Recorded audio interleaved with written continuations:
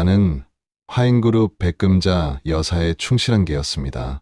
하지만 사모님은 꿈에도 몰랐습니다. 자신이 뺨을 때리며 부리던 그 개의 진짜 정체를. 안녕하세요. 이 이야기는 실제 사연을 바탕으로 각색한 이야기입니다. 여러분 주변에서 혹은 여러분이 직접 겪을 수도 있는 그런 이야기입니다. 이야기 시작 전에 좋아요와 구독 한 번씩만 부탁드립니다. 그럼 바로 시작합니다. 쫙 가는 파여름이 거실의 정적을 날카롭게 찢어 놓았습니다. 마치 불에 달군 새꼬챙이가 뺨을 스치고 지나간 듯 화끈거리는 통증이 얼굴 반쪽을 집어삼켰습니다. 입안이 터진 모양입니다. 비릿하고 찝찝한 쇠맛이 혀끝에 맴돌더니 이내 붉은 피 한 방울이 입술을 타고 흘러내렸습니다.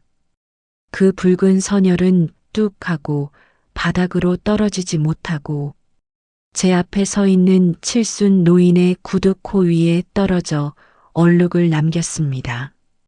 대한민국 재계 서열 5위 화인그룹의 안주인 백금자 여사의 최고급 이탈리아제 구두였습니다. 저는 천천히, 아주 천천히 무릎을 꿇었습니다.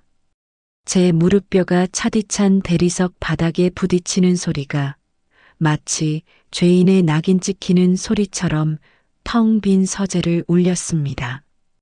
차가운 냉기가 정장 바지를 뚫고 들어와 뼈마디를 파고들었지만 지금 제 뺨에서 타오르는 굴욕의 열기에 비하면 아무것도 아니었습니다. 백금자 여사는 저를 내려다보지 않았습니다. 그녀의 시선은 오직 제 피가 묻어 더러워진 자신의 구두 코에만 머물러 있었습니다. 그녀가 미간을 찌푸리며 마치 오물을 밟은 사람처럼 신경질적으로 발을 털어냈습니다. 마 실장, 조심성이 없구나. 그녀의 목소리는 건조했습니다. 사람의 뺨을 때려놓고도 자신의 신발이 더러워진 것을 더 불쾌해하는 저 태도, 그것이 바로 지난 30년간 제가 모셔온 주인의 민낯이었습니다. 죄송합니다. 여사님, 제가 불찰을 저질렀습니다.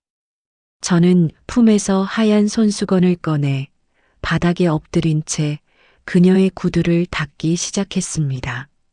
제 손이 그녀의 발등 위를 오갈 때마다 백금자 여사는 지팡이로 바닥을 톡톡 두드렸습니다. 마치 개를 훈련시키듯 박자를 맞추는 소리였습니다.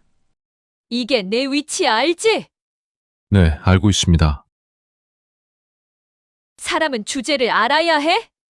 주인이 짖으라면 짖고, 물라면 무는 것. 그게 내가 이 집에서 숨 쉬는 유일한 이유란다. 그녀의 말이 비수가 되어 심장에 꽂혔습니다. 하지만 저는 고개를 들지 않았습니다. 아니, 들 수 없었습니다. 지금 고개를 들면 제 눈동자 깊은 곳에서 이글거리는 살기를 그녀에게 들키고 말 테니까요.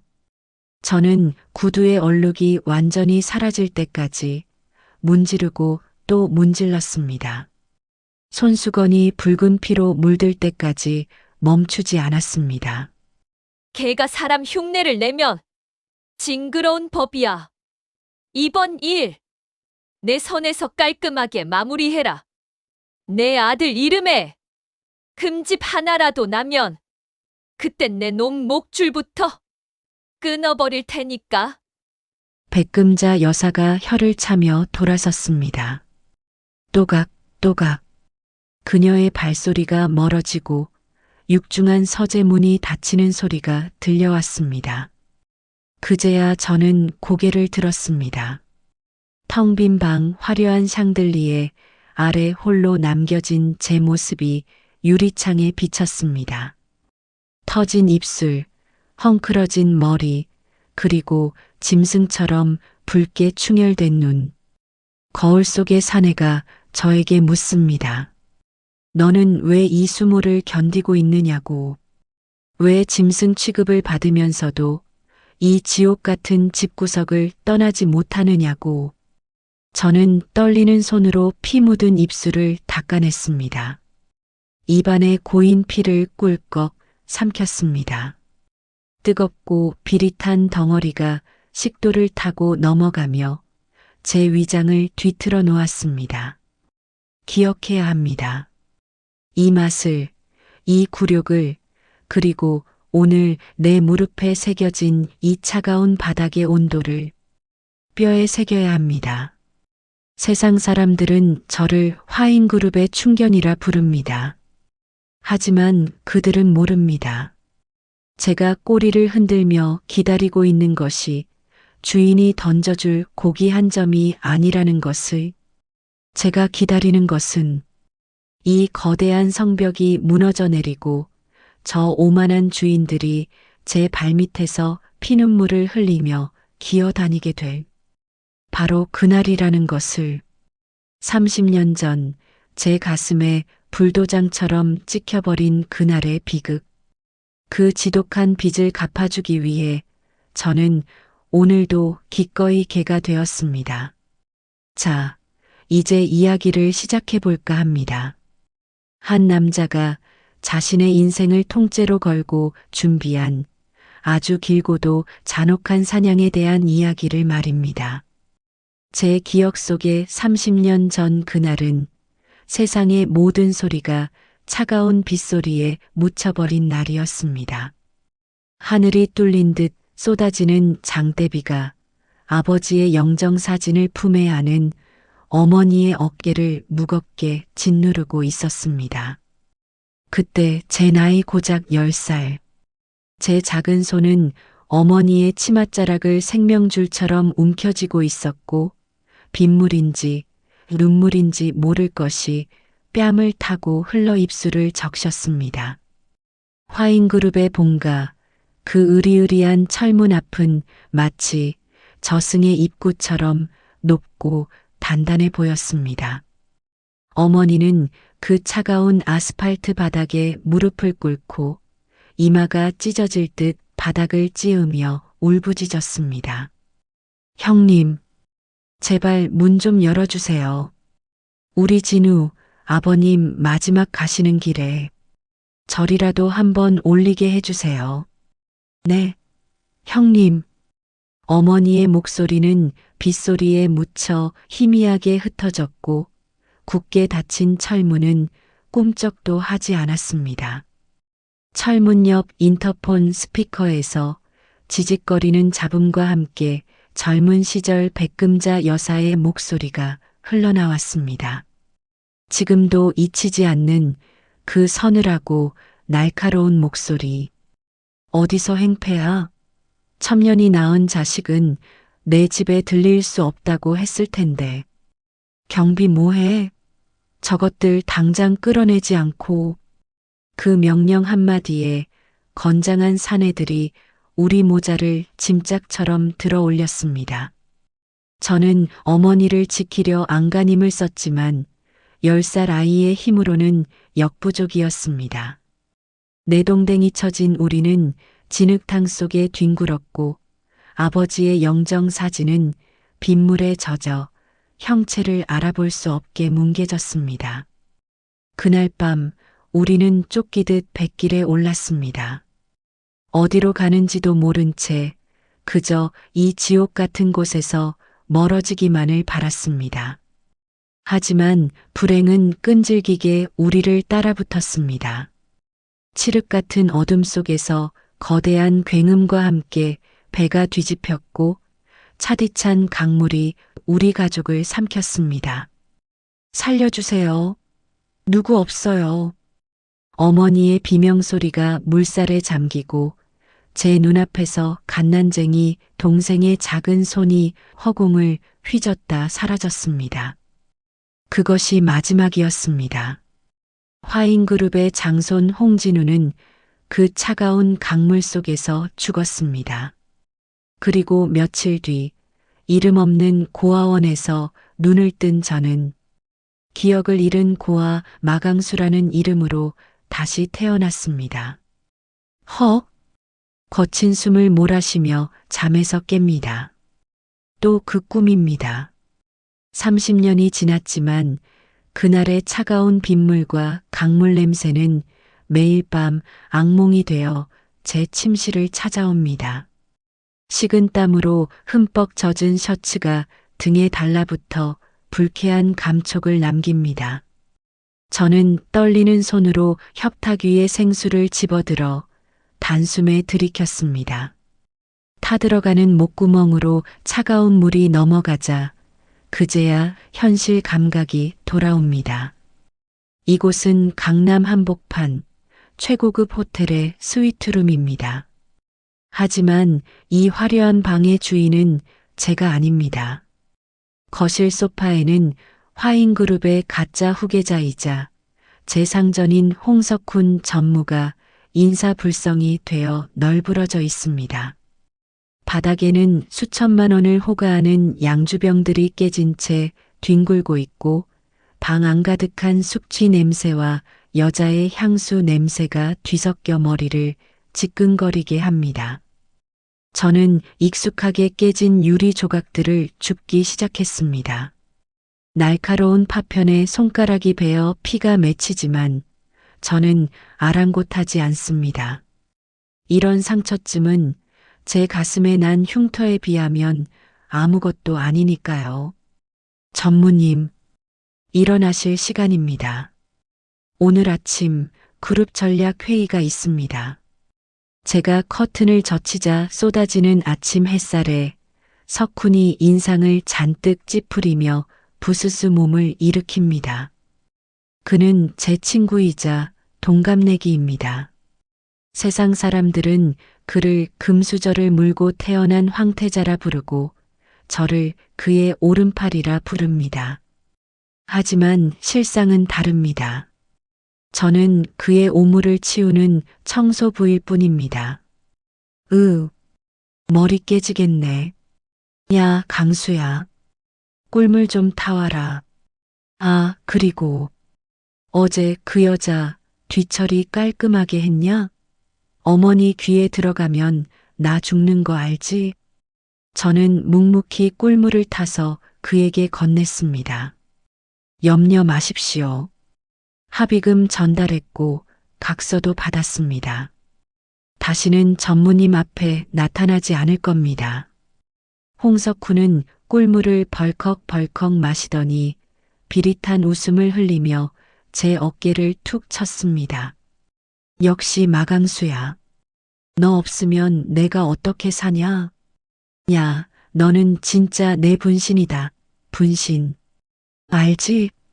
나 회장 되면 너 한몫 단단히 챙겨줄 테니까 조금만 더 고생해라. 분신이라. 참으로 역겨운 단어입니다. 그는 습관처럼 저를 친구라 부르고 가족이라 칭하지만 그 말 속에는 뼈가 없습니다. 그저 제가 쓸모 있기 때문이지요. 그가 싸질러 놓은 여자 문제, 도박빚, 음주운전, 그 모든 더러운 오물을 뒤집어 쓰고 대신 경찰서 포토라인에 서는 사람. 그게 바로 화인그룹 전략실장 마강수의 진짜 업무입니다. 석훈이 휘파람을 불며 욕실로 들어간 사이 저는 룸서비스로 배달된 샌드위치를 우적우적 씹어 삼킵니다. 아무 맛도 느껴지지 않습니다. 모래를 씹는 것 같지만 저는 억지로 목구멍으로 넘깁니다. 먹어야 사니까요. 살아야. 복수를 하니까요. 30년 전 고아원 식당 귀퉁이에서 쉰 밥을 먹으며 다짐했었습니다. 살아남겠다고. 기어이 살아서 저 높은 성벽 안으로 다시 들어가겠다고. 그래, 석훈아. 마음껏 즐겨라. 내가 마시는 그 술, 내가 누리는 그 침대, 내가 함부로 부리는 이 사람. 원래는 다 내 것이었으니까. 지금은 내 그림자로 살지만 그림자가 짙어질수록 어둠은 더 빨리 찾아오는 법이지. 호텔을 나서자 화인그룹 본사 사옥이 거대한 비석처럼 눈앞을 가로막습니다. 하늘을 찌를 듯 솟은 마천루의 유리벽에 제 초라한 모습이 비칩니다. 겉으로는 말끔한 명품 양복을 입고 있지만 그 속은 30년 전 빗속에 버려진 아이 그대로입니다. 점심시간, 저는 회사 임원들과의 화려한 오찬 자리를 피해 몰래 빠져나옵니다. 제가 향한 곳은 회사 뒷골목의 허름한 순대 국밥집입니다. 시끌벅적한 시장통, 낡은 테이블 구석에 자리를 잡고 앉습니다. 이모, 여기 국밥 하나 주세요. 파 많이 넣어서. 김이 모락모락 나는 뚝배기가 앞에 놓입니다. 후후 불어가며 뜨거운 국물을 한 숟가락 떠넣으니 얼었던 속이 조금이나마 풀리는 것 같습니다. 주변은 온통 시끄러운 소음으로 가득합니다. 옆 테이블에서는 일용직 노동자들이 소주잔을 기울이며 신세 한탄을 하고 주방에서는 그릇 부딪히는 소리가 요란합니다. 하지만 그 소란스러움 속에서 저는 철저히 혼자입니다. 숟가락질을 할 때마다 목구멍으로 뜨거운 덩어리가 치밀어 오릅니다. 밥을 먹는 건지 눈물을 먹는 건지 모르겠습니다. 어머니, 보고 계세요? 저 밥 잘 먹고 있습니다. 아버지 핏줄인 제가 이렇게 질기게 살아서 기어이 그 집 앞마당까지 들어왔습니다. 깍두기를 씹는 제 입안에서 아드득 소리가 납니다. 마치 제 뼈를 깎는 소리 같습니다. 그때 식당 텔레비전 뉴스에서 앵커의 목소리가 흘러나옵니다. 속보입니다. 화인그룹이 차기 회장 선임을 위한 주주총회를 앞두고 화면에는 환하게 웃고 있는 홍석훈과 그 옆에서 인자한 미소를 짓고 있는 백금자 여사의 얼굴이 나옵니다.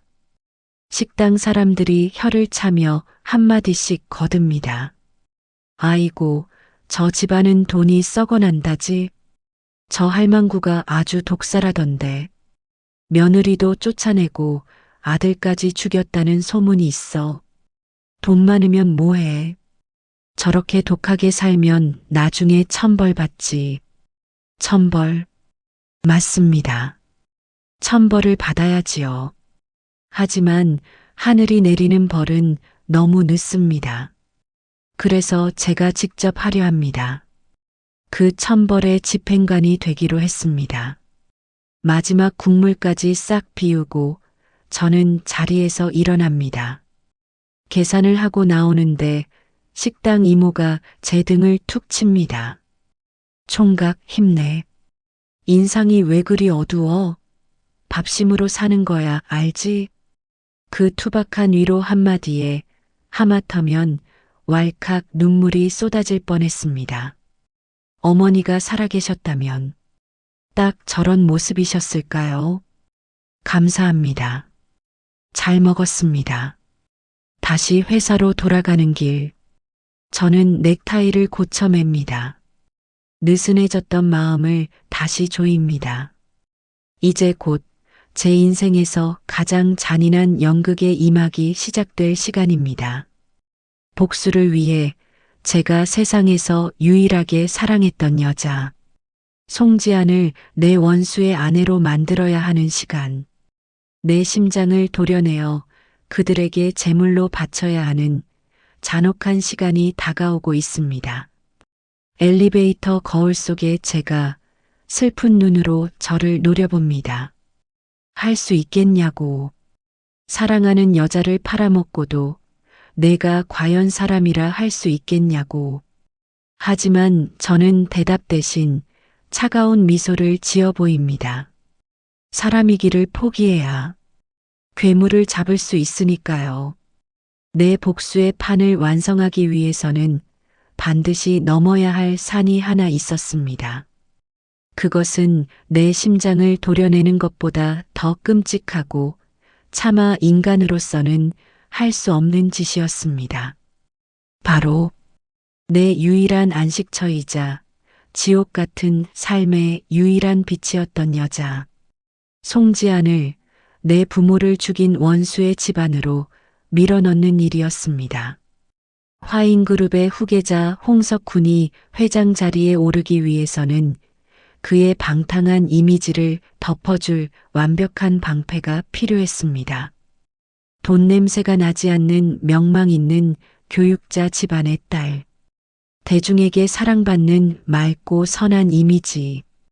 그리고 멍청한 홍석훈을 대신해 그룹의 얼굴이 되어줄 똑똑하고 강단 있는 여자.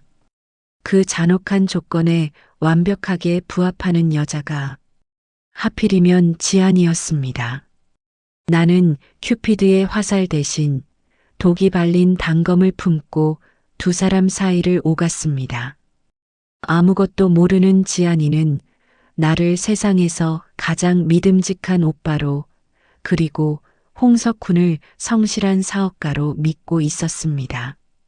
나는 그녀의 그 순수한 믿음을 이용했습니다. 비가 추적추적 내리던 어느 날 밤 나는 지안이를 만났습니다. 카페 창가에 앉아 따뜻한 차를 마시는 그녀의 모습은 마치 이 더러운 세상과는 아무 상관없는 천사처럼 보였습니다. 오빠, 나 고민이 있어. 석훈 씨, 정말 좋은 사람일까? 가끔은 그 사람이 너무 낯설게 느껴져. 내가 감당할 수 있을지 모르겠어. 지안이가 불안한 눈빛으로 내게 물었습니다. 그때 나는 악마의 혀를 놀려야 했습니다. 지안아, 석훈이 괜찮은 놈이야. 재벌가 아들이라 겉멋이 좀 들어서 그렇지 속은 여리고 순수한 녀석이야. 내가 옆에서 잡아준다면 그 녀석 분명 좋은 남편, 훌륭한 경영자가 될 거야. 나 믿지? 내가 보증할게. 내 입에서 나온 그 말은 새빨간 거짓말이었습니다. 그 말을 뱉는 순간 혀가 불에 타들어가는 것 같았습니다. 탁자 아래 놓인 내 주먹은 하얗게 질릴 정도로 꽉 쥐어져 있었고 손톱이 손바닥을 파고들어 피가 배어 나왔습니다. 하지만 나는 태연하게 웃었습니다. 가면을 쓴 내 얼굴은 미동조차 하지 않았습니다. 지안이는 내 눈을 한참이나 들여다보더니 이내 환하게 웃었습니다. 응, 알겠어. 강수 오빠가 그렇다면 그런 거겠지. 난 오빠 믿어. 오빠는 나한테 거짓말할 사람이 아니니까. 그 믿음이 비수가 되어 내 가슴을 난도질했습니다. 차라리 욕을 해라. 차라리 의심을 해라, 지안아. 제발 나 같은 놈 믿지 말고 도망쳐. 속으로 수백 번, 수천 번 외쳤지만 입 밖으로 나온 말은 달랐습니다. 그래. 행복해질 거야. 내가 그렇게 만들 거야. 나는 그녀의 믿음을 배신하고 그녀를 저 탐욕스러운 화인그룹의 성벽 안으로 늑대 소굴로 직접 안내했습니다.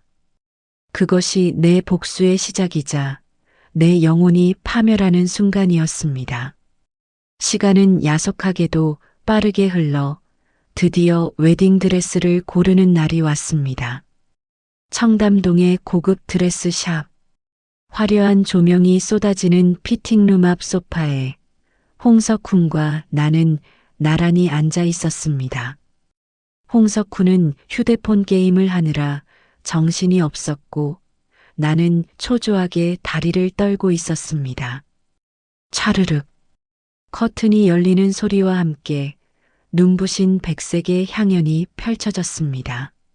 순백의 웨딩드레스를 입은 지안이가 수줍게 서 있었습니다. 숨이 턱 하고 막혔습니다. 너무나 아름다워서 그리고 너무나 슬퍼서 눈을 뜰 수가 없었습니다. 마치 천사가 날개를 접고 지상에 내려온 듯한 모습. 하지만 내 눈에는 그 하얀 드레스가 그녀의 인생을 옥죄일 수위처럼 보였습니다. 야, 강수야. 어떠냐? 이 정도면 그림 나오지 않냐? 홍석훈이 건성으로 힐끔거리며 킬킬거렸습니다. 그의 가벼운 말투에 사리가 치밀어 올랐지만 나는 억지로 입꼬리를 끌어올려 박수를 쳤습니다. 정말 아름다우십니다, 형수님. 형수님.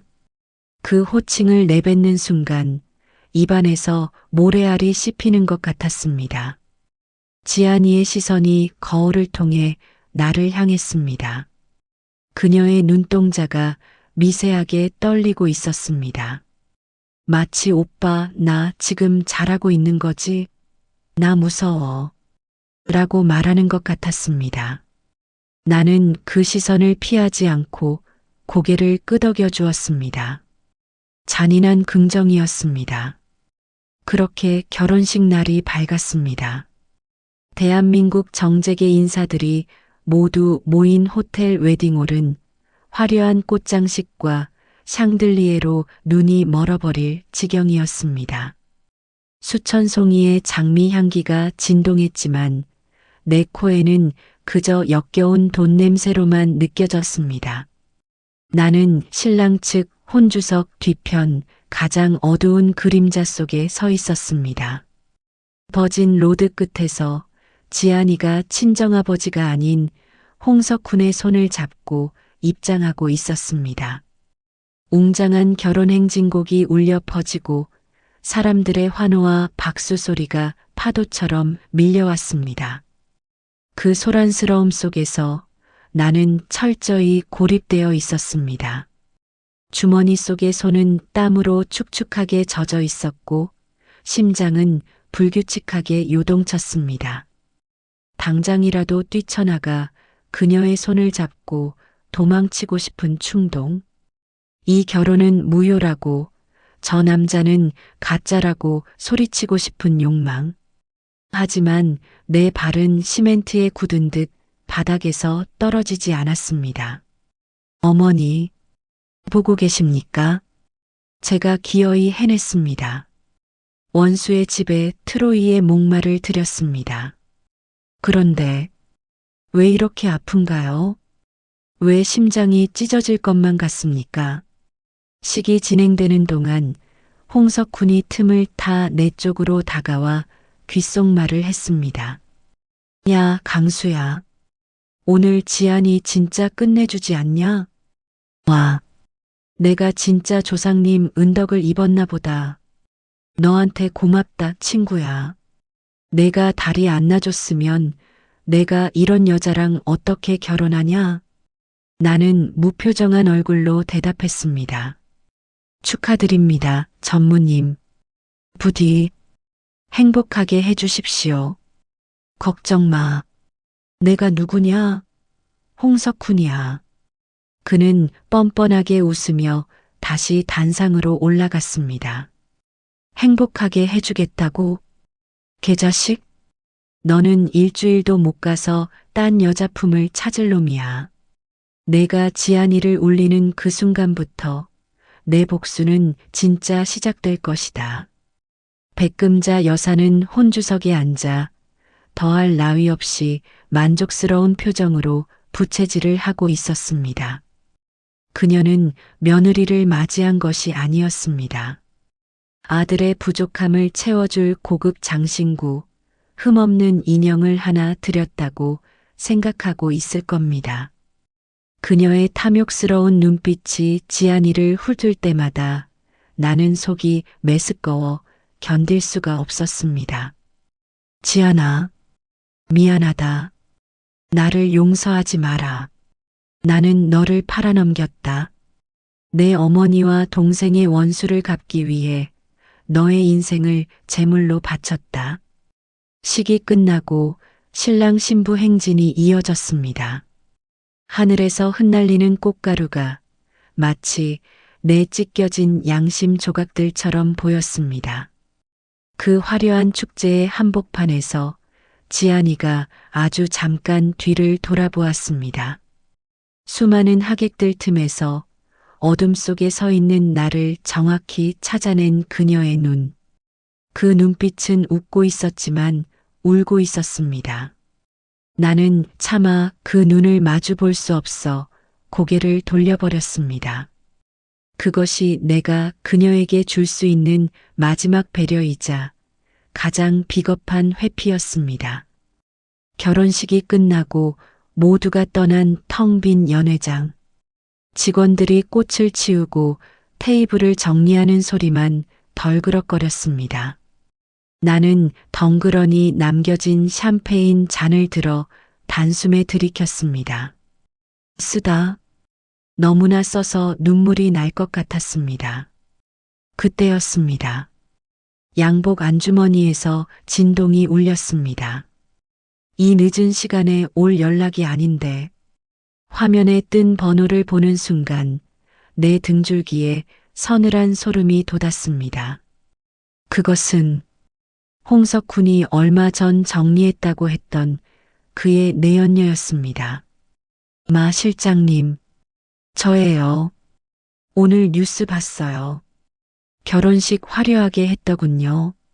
전화기 너머 여자의 목소리는 술에 취한 듯 웃음기가 섞여 있었지만 섬뜩했습니다. 홍석훈 그 인간 나한테 각서 쓰고 돈 몇 푼 던져주면 끝날 줄 알았나 봐요. 어쩌죠? 나 선물 하나 준비했는데. 선물이라니 그게 무슨 소립니까? 내 뱃속에 있는 선물 말이에요.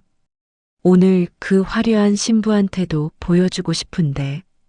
지금 신혼여행 가는 공항으로 가면 만날 수 있겠죠? 쿵. 심장이 바닥으로 떨어지는 소리가 들렸습니다. 이 미친 여자가 기어이 사고를 치려는 겁니다. 이제 막 결혼식이 끝난 지 3시간. 아직 지안이는 웨딩드레스도 벗지 못했을 시간입니다. 지금 이 사실이 터지면 백금자 여사는 가차없이 내 목을 칠 것이고 지안이는 씻을 수 없는 상처를 입게 됩니다. 안 돼. 그것만은 막아야 한다. 지안이가 이 추악한 진실을 알게 되더라도 적어도 오늘 하루만은 지켜줘야 한다. 나는 샴페인 잔을 바닥에 내동댕이 치고 미친 듯이 연회장을 뛰쳐나갔습니다. 지금 어디야? 당장 말해. 내가 갈 테니까 꼼짝 말고 있어. 나의 고함 소리가 텅 빈 복도를 울렸습니다. 하지만 그 소리는 공허한 메아리가 되어 돌아올 뿐이었습니다. 운명의 수레바퀴는 이미 굴러가기 시작했습니다. 내가 만든 이 지옥의 굴레가 이제 나와 지안이를 향해 무서운 속도로 돌진해 오고 있었습니다. 홍석훈의 내연녀 사건을 처리하고 돌아온 날 밤, 제 손에서는 지워지지 않는 비릿한 냄새가 났습니다. 공항 화장실 앞에서 그 여자의 바짓가랑이를 잡고 빌고 또 빌었습니다. 어머니 유산으로 남겨둔 제 꿈을 위해 모아두었던 마지막 통장을 그녀에게 건네주며 애원했습니다. 제발, 오늘만은 안 됩니다. 제발 떠나주십시오.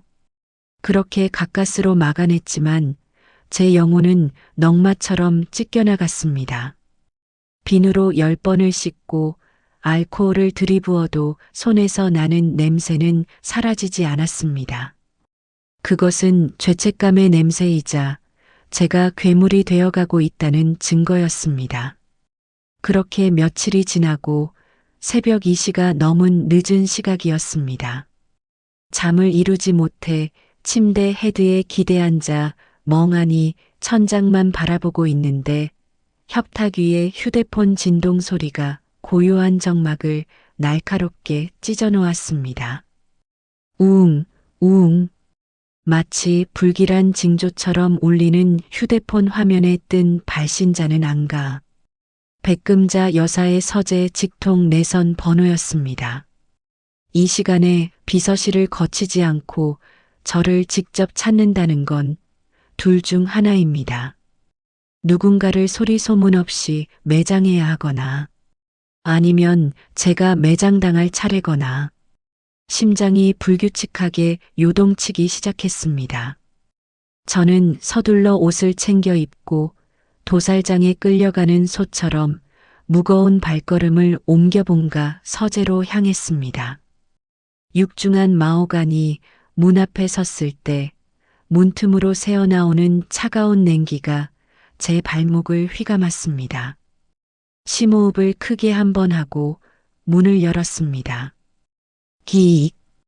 경첩이 비명을 지르며 열린 문 너머로 후끈한 열기와 함께 타닥거리는 장작 타는 소리가 들려왔습니다.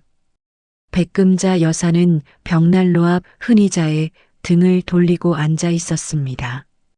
그녀의 손에는 붉은 와인이 담긴 크리스털 잔이 들려 있었고 벽난로의 불빛에 비친 와인은 마치 붉은 피처럼 검붉게 일렁거렸습니다. 그녀의 뒤로 길게 늘어진 그림자가 마치 거대한 뱀처럼 벽을 타고 꿈틀거리고 있었습니다. 오셨습니까, 여사님? 제 목소리에 흔의자가 끼익 소리를 내며 멈췄습니다. 그녀가 천천히, 아주 천천히 고개를 돌렸습니다. 돋보기 안경 너머의 눈동자는 노화로 인해 탁해 보였지만 그 안쪽 깊은 곳에서는 맹수와 같은 서늘한 빛이 번득이고 있었습니다. 그녀는 저를 보자마자 대뜸 용건을 말하는 대신 숨막히는 침묵을 유지했습니다. 1초, 2초, 3초, 타닥, 타닥. 벽난로의 장작이 타들어가며 내는 파열음만이 그 무거운 침묵을 간신히 메우고 있었습니다. 그것은 상대를 심리적으로 압박하여 스스로 제 발을 저리게 만드는 그녀 특유의 기선 제압 방식이었습니다. 저는 마른 침을 삼키며 최대한 공손한 자세로 고개를 숙이고 있었습니다. 하지만 제 등 뒤로는 이미 식은땀 한 줄기가 척추를 타고 흘러내리고 있었습니다. 마 실장, 자네 요즘 잠은 잘 자나? 생뚱맞은 하지만 뼈가 있는 질문이었습니다. 저는 떨리는 눈꺼풀을 감추기 위해 시선을 아래로 깔며 조심스럽게 입을 열었습니다. 예. 덕분에 잘 자고 있습니다. 그래, 난 통 잠이 안 와서 말이야. 늙으면 잠이 없어진다더니 밤만 되면 온갖 잡생각이 머릿속을 갉아먹는구나.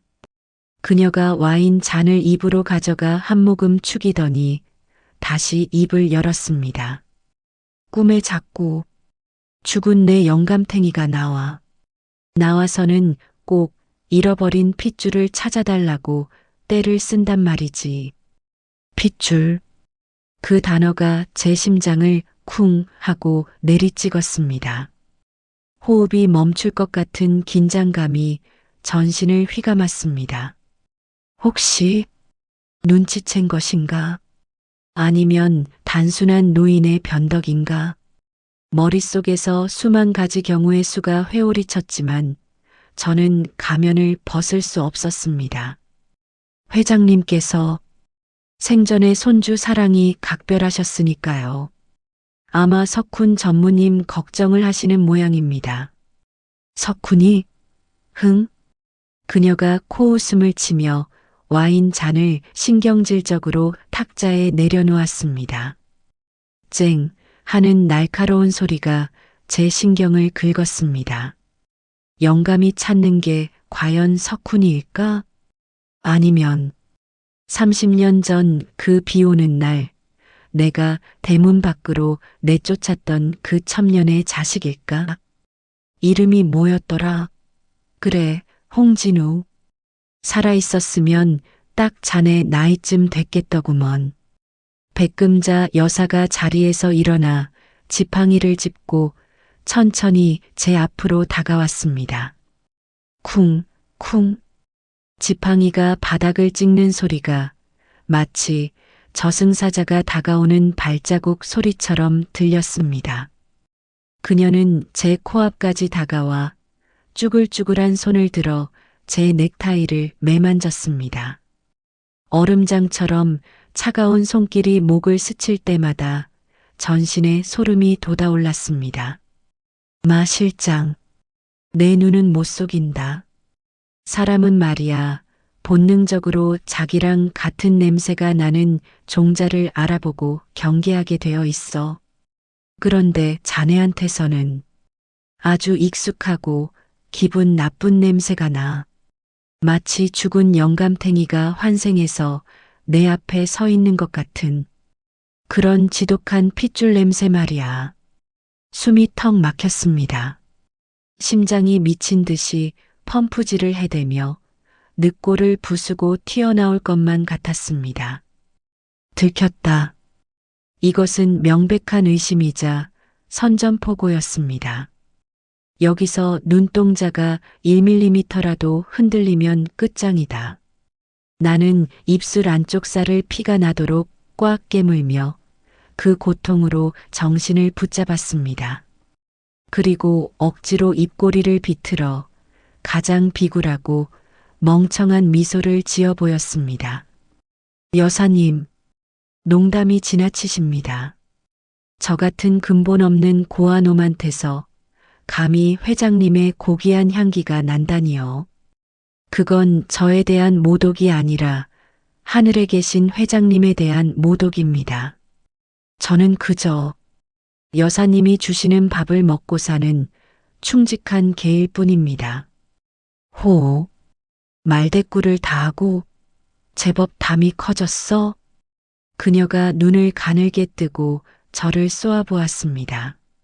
마치 제 가죽을 벗겨 그 안에 숨겨진 진짜 얼굴을 확인하려는 듯 날카롭고 집요한 시선이었습니다. 그 숨막히는 시선 싸움이 마치 영원처럼 느껴졌을 때 그녀가 피식 웃으며 뒤로 물러났습니다. 농담이다. 늙은이가 잠이 안 와서 헛소리 좀 해봤어. 긴장 풀게. 자네가 그럴 위인이 못 된다는 건 내가 제일 잘 아니까. 그녀는 책상 서랍을 열더니 누런 대봉투 하나를 꺼내 제 가슴팍에 툭 던졌습니다. 내용물이 꽤 묵직했습니다. 이거나 받아. 이게 뭡니까? 석훈이 앞으로 관리할 비자금 장부다. 이제부턴 자네 명의로 된 페이퍼 컴퍼니를 만들어서 그쪽으로 자금을 세탁해 관리해. 자네가 내 아들 그림자니까 돈 냄새도 자네가 맡아야지.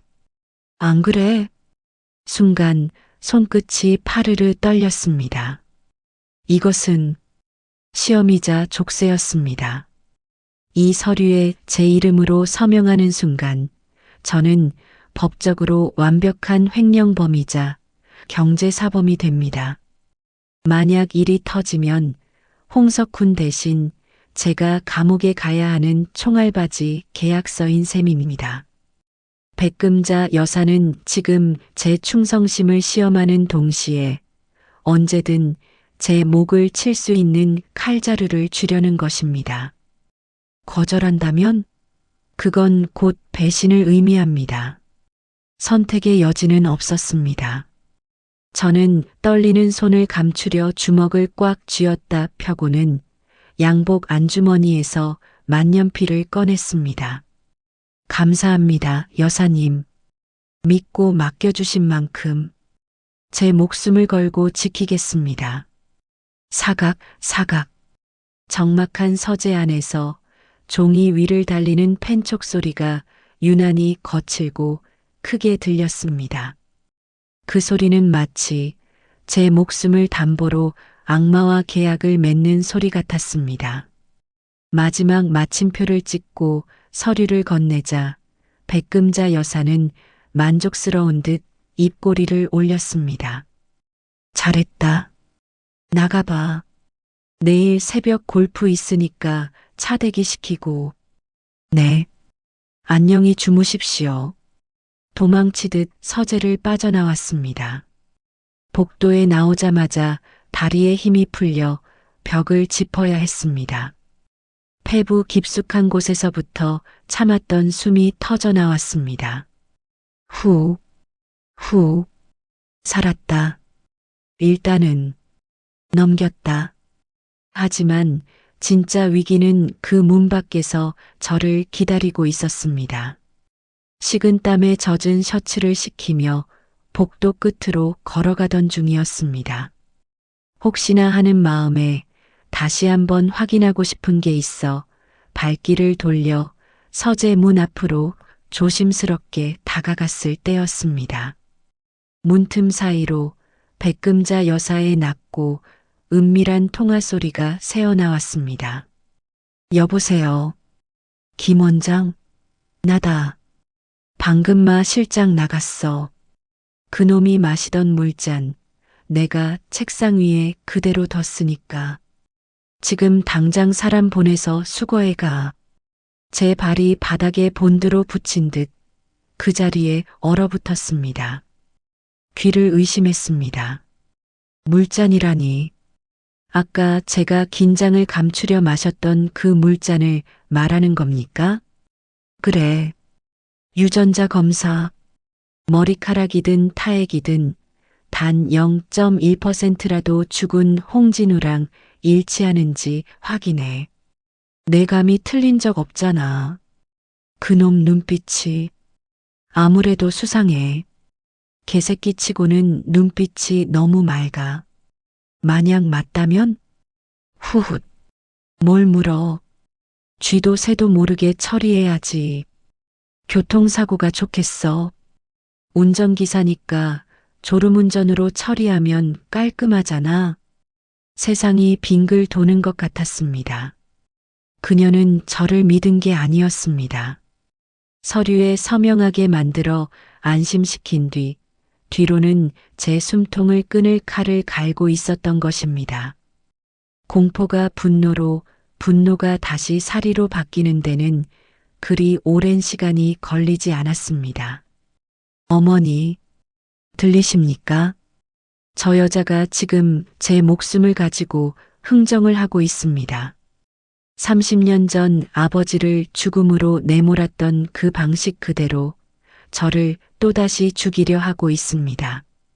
저는 떨리는 손으로 입을 틀어막고 소리 없이 뒷걸음질 쳤습니다. 여기서 소리를 내거나 들키면 저는 오늘 밤 이 저택에서 살아서 나갈 수 없습니다. 어둠 속을 기어가듯 복도를 빠져나와 비상계단 구석에 쭈그리고 앉았습니다. 생각해라, 마강수. 제발 생각해야 산다. 유전자 검사 결과가 나오는데 걸리는 시간은 빠르면 48시간. 그 이틀 안에 판을 뒤집지 못하면 나는 죽는다. 이미 내 타액이 묻은 컵은 그녀의 소나기에 있다. 저걸 지금 들어가서 훔쳐나올까?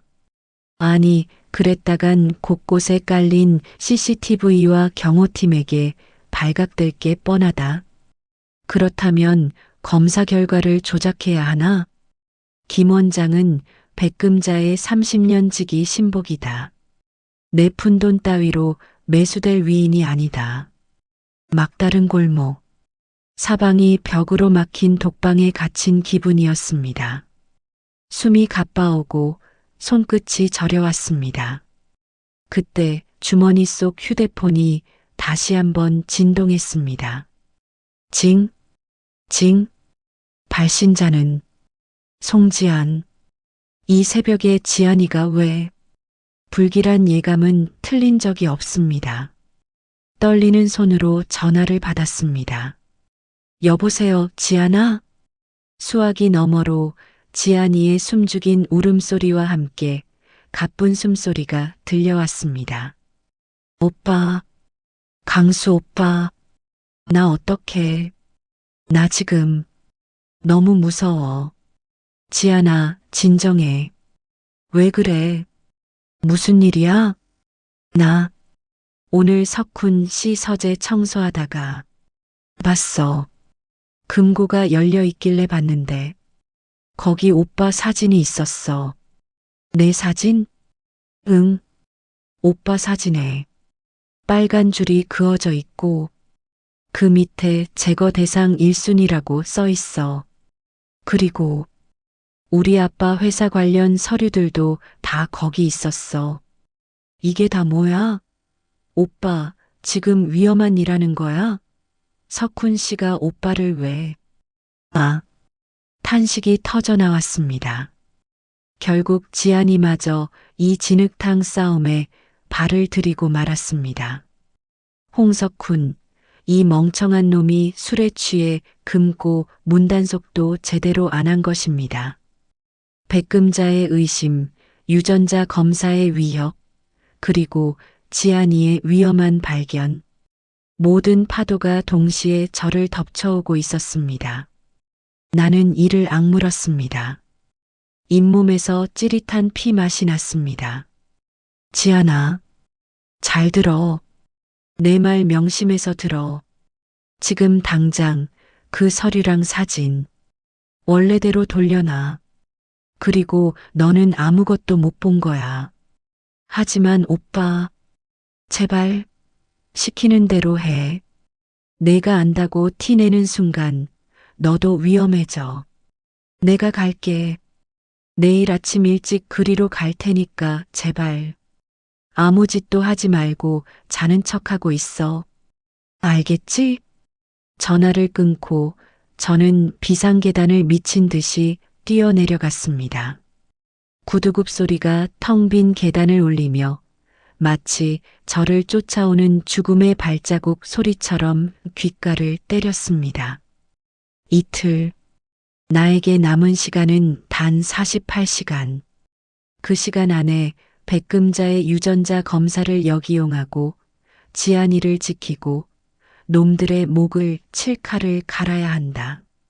만약 실패한다면 나는 차가운 아스팔트 위에서 객사할 것이고 지안이는 과부 아닌 과부가 되어 평생 저들의 소나기에서 고통받을 것이다. 호텔 로비를 빠져나오며 저는 밤하늘을 올려다보았습니다. 칠흑 같은 어둠 속에서 달빛조차 구름에 가려 보이지 않았습니다. 좋습니다, 할머니. 누가 먼저 죽는지, 누가 먼저 지옥으로 떨어지는지 어디 한번 끝까지 가봅시다. 이제 제가 숨겨둔 진짜 발톱을 당신 목덜미에 꽂아드릴 차례니까요. 드디어 결전의 날이 밝았습니다. 화인그룹의 실질적 지배자 백금자 여사의 팔순 잔치가 열리는 날이었습니다. 화인호텔 그랜드 볼룸은 입구부터 화환으로 장벽을 이루었고 대한민국 내로라 하는 정재계 인사들이 구름처럼 몰려들었습니다. 천장에 매달린 거대한 크리스털 샹들리에가 오만하게 빛을 뿌리고 최고급 샴페인이 폭포수처럼 쏟아졌습니다. 사람들의 웃음소리, 잔이 부딪히는 소리, 아부와 위선이 뒤섞인 대화 소리가 거대한 소음이 되어 홀을 가득 채웠습니다. 저는 그 화려한 연회장의 가장 어두운 구석, 기둥 뒤 그림자 속에 서 있었습니다. 제 손목 시계의 초침이 째깍, 째깍, 심장 박동에 맞춰 움직이고 있었습니다. 오후 7시 정각. 이제 곧 저 화려한 불빛들이 모두 꺼지고 오직 진실만이 발가벗겨질 시간이 다가오고 있습니다.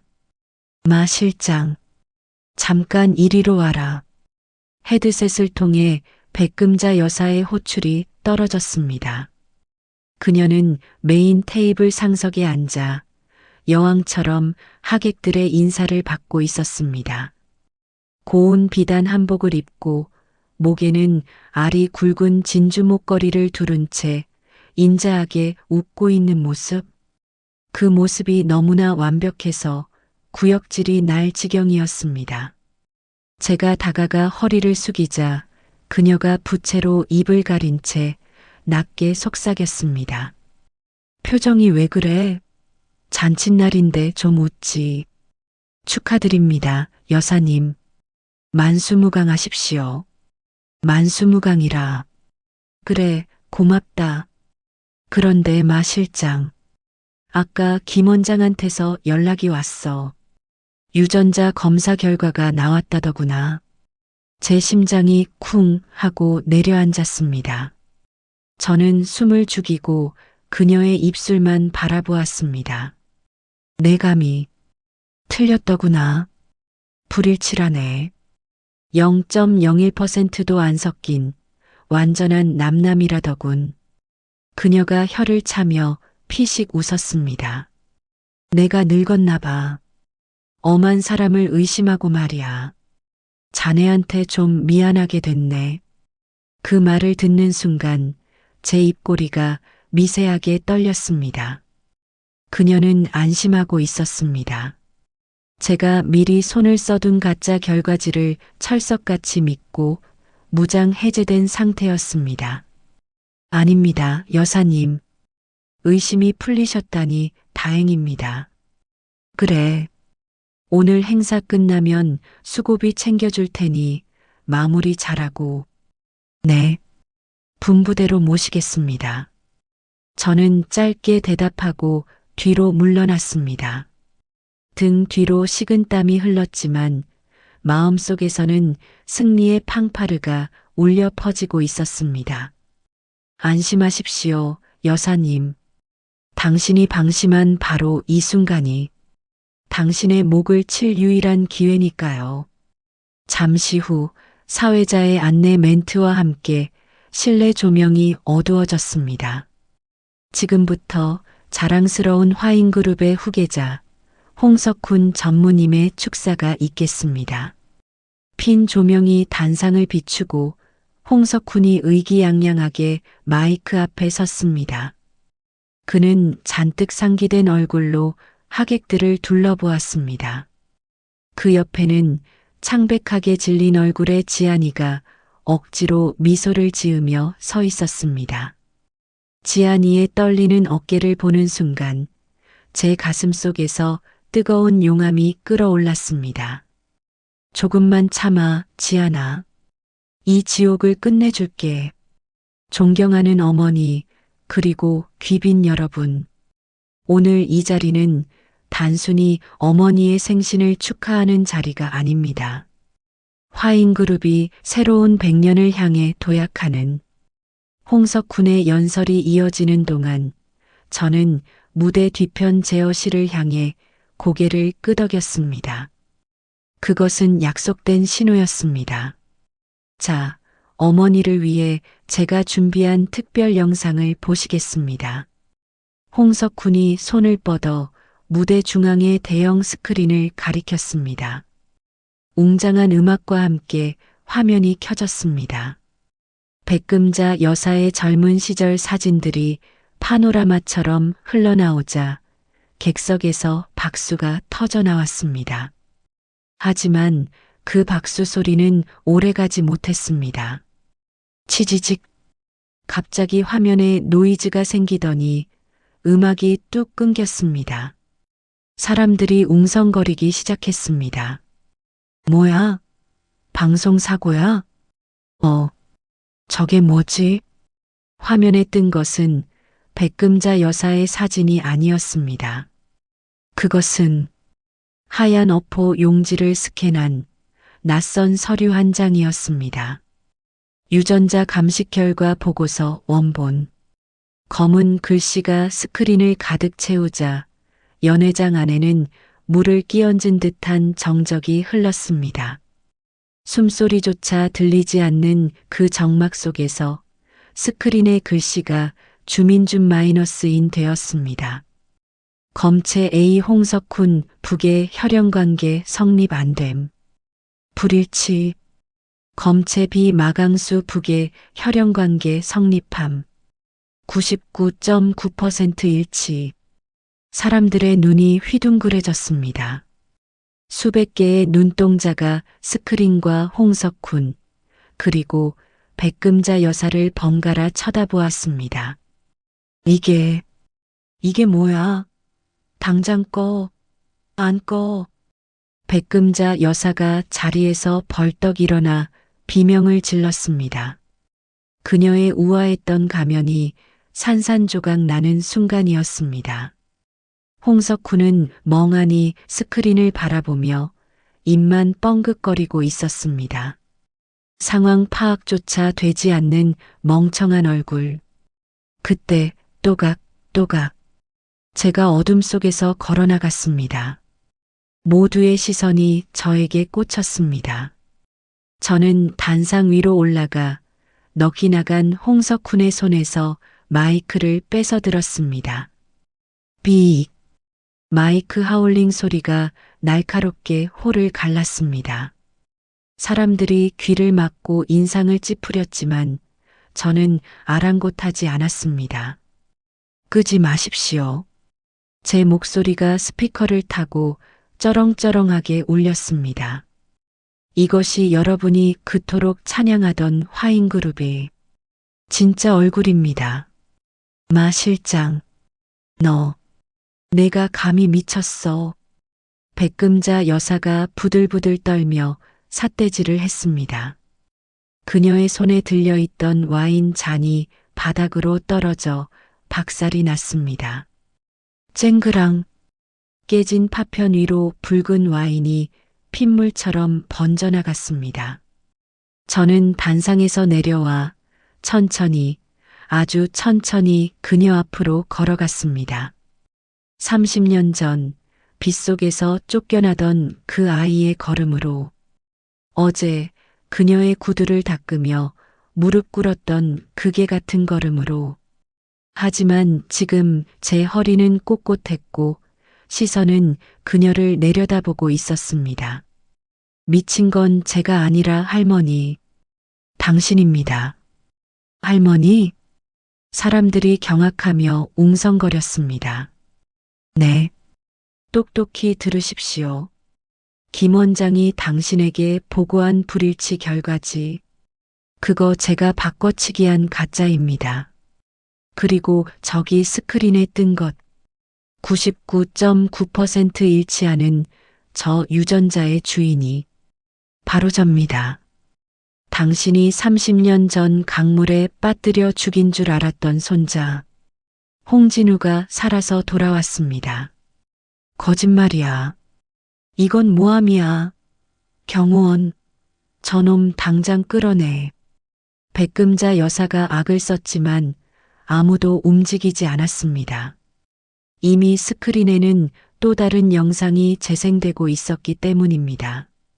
그것은 홍석훈의 금고에서 빼낸 백금자 여사의 육성이 담긴 녹취 파일과 비자금 장부였습니다. 그놈 죽여서라도 덮어. 내 아들만 회장 만들면 돼. 그녀의 추악한 목소리가 연회장에 울려 퍼지자 하객들은 경멸 어린 눈빛으로 그녀를 바라보며 뒷걸음질 쳤습니다. 당신들이 섬기던 이 여자는 며느리를 쫓아내고 손자를 죽이고 가짜 아들을 회장 자리에 앉히기 위해 회사를 사유화했습니다. 이래도 이 여자가 여러분의 주인입니까? 제1갈에 백금자 여사는 다리에 힘이 풀린 듯 주저앉았습니다. 화려했던 비단 한복이 바닥에 와인 얼룩에 젖어들었습니다. 그녀는 믿을 수 없다는 눈으로 저를 올려다보았습니다. 내가 내 뒤통수를 쳐? 내 밥을 먹고 큰 내 놈이 밥이 아니라 독을 주셨겠지요. 저는 30년 동안 당신이 주는 독을 먹으며 이날만을 기다렸습니다. 저는 주머니에서 구겨진 손수건 한 장을 꺼냈습니다. 어제 그녀의 구두를 닦았던 제 피가 묻은 그 손수건이었습니다. 저는 그것을 그녀의 무릎 위에 툭 던졌습니다. 이제 당신 차례입니다. 닦으시죠. 당신이 더럽힌 이 가문의 명예를, 그리고 당신이 짓밟은 내 아버지와 어머니의 눈물을. 백금자 여사는 손수건을 집어들지도 못한 채 가슴을 부여잡고 헐떡였습니다. 아, 으윽. 그녀의 입에서 거품이 흘러나왔습니다. 석훈아, 석훈아. 그녀는 마지막까지 가짜 아들을 찾았지만 홍석훈은 이미 도망칠 궁리를 하며 구석으로 숨어들고 있었습니다. 그 비참한 광경을 지켜보던 저는 고개를 돌려 지안이를 바라보았습니다. 지안이는 눈물이 가득 고인 눈으로 저를 보고 있었습니다. 놀라움, 배신감, 그리고 연민. 수만 가지 감정이 뒤섞인 그녀의 눈빛이 제 심장을 찔렀습니다. 미안하다, 지안아. 이게 내 방식이었어. 너를 지옥에서 꺼내기 위해 내가 지옥의 왕이 되어야만 했어. 사이렌 소리가 멀리서 들려오기 시작했습니다. 경찰들이 연회장 문을 박차고 들어왔습니다. 카메라 플래시가 미친 듯이 터졌습니다. 바닥에 쓰러진 백금자, 구석에서 수갑을 차는 홍석훈, 그리고 그 한가운데 우뚝 선 저. 사람들은 저를 보며 수군거렸습니다. 저 사람이 진짜 주인이었어. 무서운 사람이야. 30년을 어떻게 참았을까? 저는 천천히 눈을 감았습니다. 연회장의 소음이 웅웅거리는 이명처럼 들려왔습니다. 끝났다. 드디어 끝났다. 하지만 승리의 기쁨은 느껴지지 않았습니다. 가슴 한구석이 뻥 뚫린 듯 시린 바람이 불어왔습니다. 복수는 달콤할 줄 알았는데 왜 입안에는 쓰디쓴 제 맘만 남는 걸까요? 저는 쓰러진 백금자 여사를 뒤로하고 천천히 연회장을 걸어 나갔습니다. 제 그림자가 길게 바닥에 끌렸습니다. 이제 저는 더 이상 주인의 개가 아닙니다. 하지만 사람이 된 것도 아닌 것 같습니다. 저는 그저 상처 입은 짐승일 뿐이었습니다. 모든 것이 휩쓸고 지나간 자리에는 지독한 정막만이 남았습니다.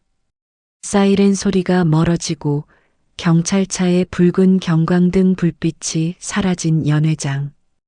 깨진 와인 잔 파편들이 샹들리에 불빛을 받아 보석처럼 반짝였지만 그 위에는 끈적한 핏빛 얼룩이 눌어붙어 있었습니다. 저는 텅 빈 무대 위에 홀로 서서 엉망이 된 그곳을 오랫동안 내려다보았습니다. 마치 태풍이 지나간 폐허 한가운데 서 있는 기분이었습니다. 이것이 제가 그토록 바라던 승리의 풍경입니까? 원수들은 파멸했고 진실은 밝혀졌는데 왜 제 가슴 속에는 환희 대신 차가운 잿가루만 날리는 걸까요? 계절이 2번 바뀌었습니다. 저는 이제 마 실장이 아닌 화인그룹의 홍진우 회장이라 불립니다. 회장실의 거대한 통유리창 너머로 서울 시내가 한눈에 내려다 보입니다. 발밑에 있는 세상은 개미처럼 작아 보입니다. 하지만 이 높은 곳의 공기는 생각보다 훨씬 차갑고 또 외롭습니다. 가죽 의자의 서늘한 감촉이 등에 닿을 때마다 저는 문득문득 뒤를 돌아봅니다. 혹시라도 누군가 제 등 뒤에서 비웃고 있는 건 아닌지, 아니면 제가 쫓아냈던 그들이 다시 칼을 들고 찾아오지는 않을지. 의심과 불안. 그것은 왕관을 쓴 자가 짊어져야 할 또 다른 형태의 지옥이었습니다. 오후에는 일정을 비우고 교회의 한 요양병원을 찾았습니다. 백금자 여사가 있는 곳입니다. 화려했던 저택에서 쫓겨난 그녀는 뇌출혈 후유증으로 반신불수가 되어 이곳 독방에 갇혀 있습니다. 병실 문을 열자 퀴퀴한 소독약 냄새와 묵은 노인 냄새가 코를 찔렀습니다. 그녀는 휠체어에 구겨지듯 앉아 창밖의 마른 나뭇가지만 멍하니 바라보고 있었습니다. 윤기 흐르던 머리카락은 하얗게 새어 헝클어졌고 도끼 서려 있던 눈동자는 초점을 잃고 흐릿해져 있었습니다. 여사님, 저 왔습니다. 제 목소리에 그녀가 천천히 고개를 돌렸습니다. 그녀의 시선이 제 얼굴에 머물렀지만 알아보지 못하는 눈치였습니다. 누구? 슉! 입가로 침이 흘러내렸습니다. 저는 손수건을 꺼내 그녀의 입가를 닦아주었습니다.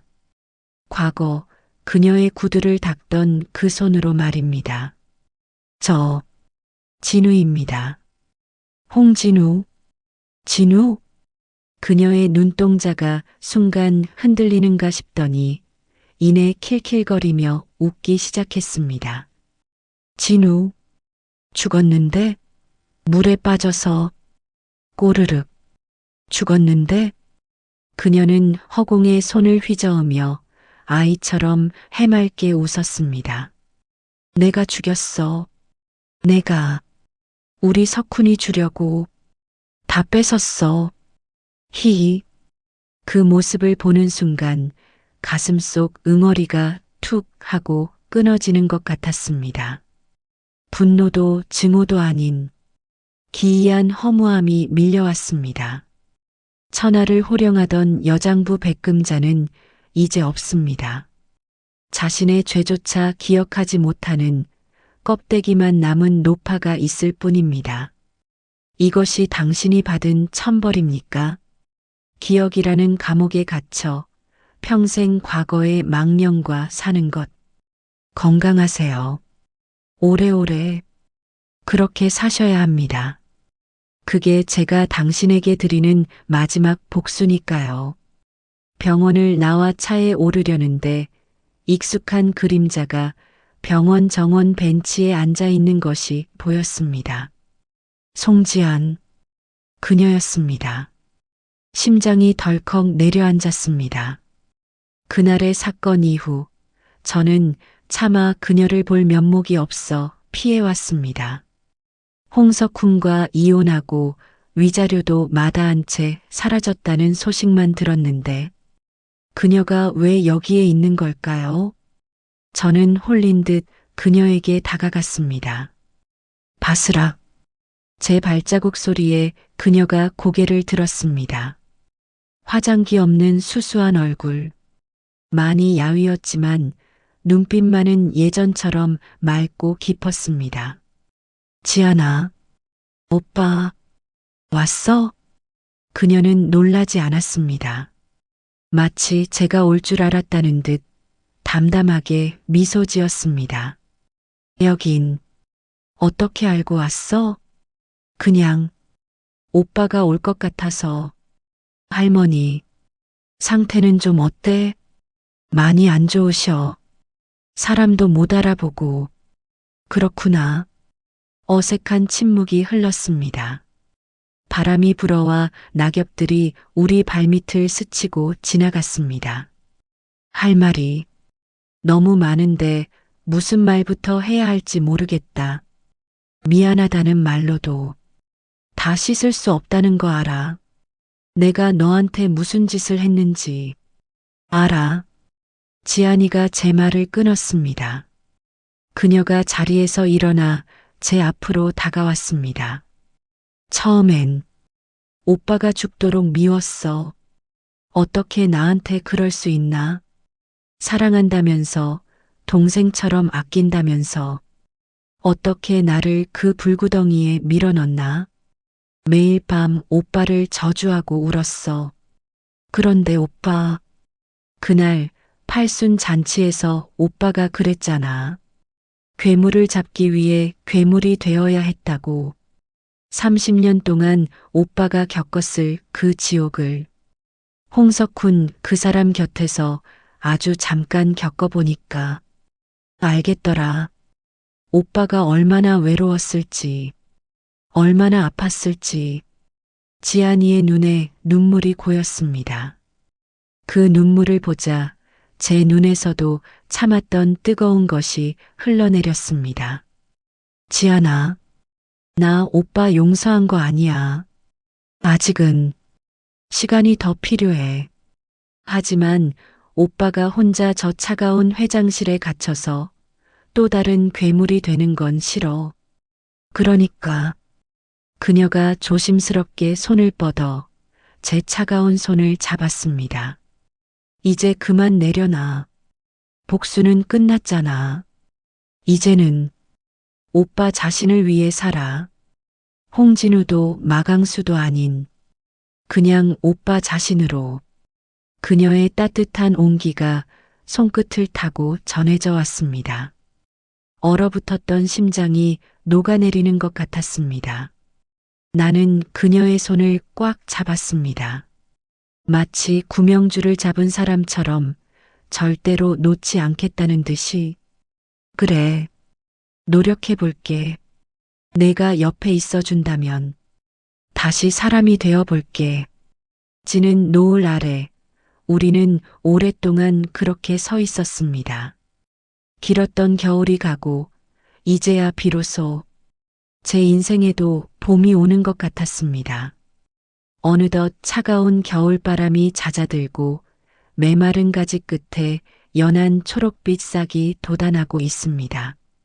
화인그룹 회장실의 창밖 풍경도 회색빛에서 조금씩 온기를 머금은 색으로 변해가고 있습니다. 저는 요즘 아침마다 거울을 보며 연습을 합니다. 무릎을 꿇는 연습이 아니라 허리를 펴는 연습을, 거짓 웃음을 짓는 연습이 아니라 진짜 제 표정을 찾는 연습을 말입니다. 지난 30년, 저는 마강수라는 가면을 쓰고 주인의 그림자로 때로는 짖는 개로 살았습니다. 그 세월 동안 저는 제 이름만 잃어버린 것이 아니었습니다. 슬플 때 울고 기쁠 때 웃고 아플 때 아파하는 인간으로서의 당연한 감정들조차 잃어버렸던 것입니다. 복수는 성공했습니다.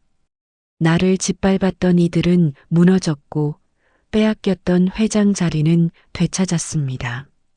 하지만 제가 깨달은 진실은 복수의 끝에 있는 것은 달콤한 승리의 축배가 아니라 텅 빈 공허함뿐이라는 사실이었습니다.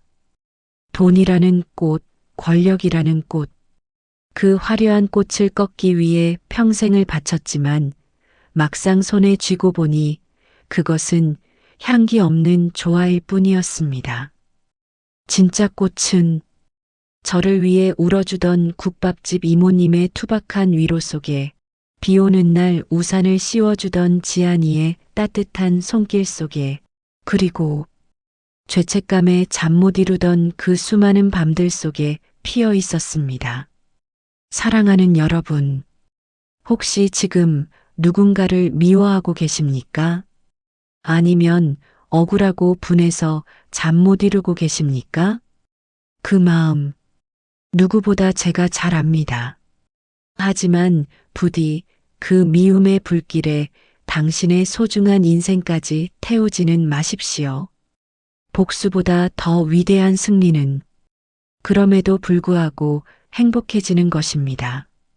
원수가 보란 듯이 나 자신을 사랑하고 내 곁의 사람들을 아끼며 하루하루를 떳떳하게 살아가는 것.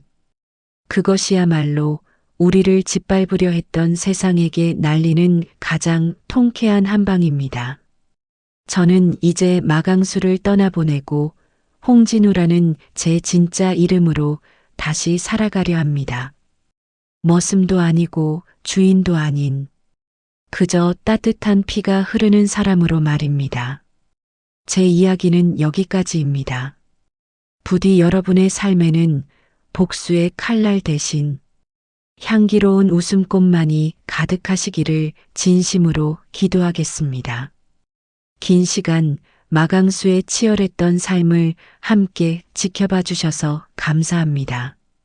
이 이야기가 여러분의 가슴에 작은 울림이 되었다면 구독과 좋아요로 마음을 표현해 주세요. 여러분이 눌러주시는 그 따뜻한 마음이 제가 또 다른 삶의 이야기를 찾아 떠나는데 큰 힘이 됩니다.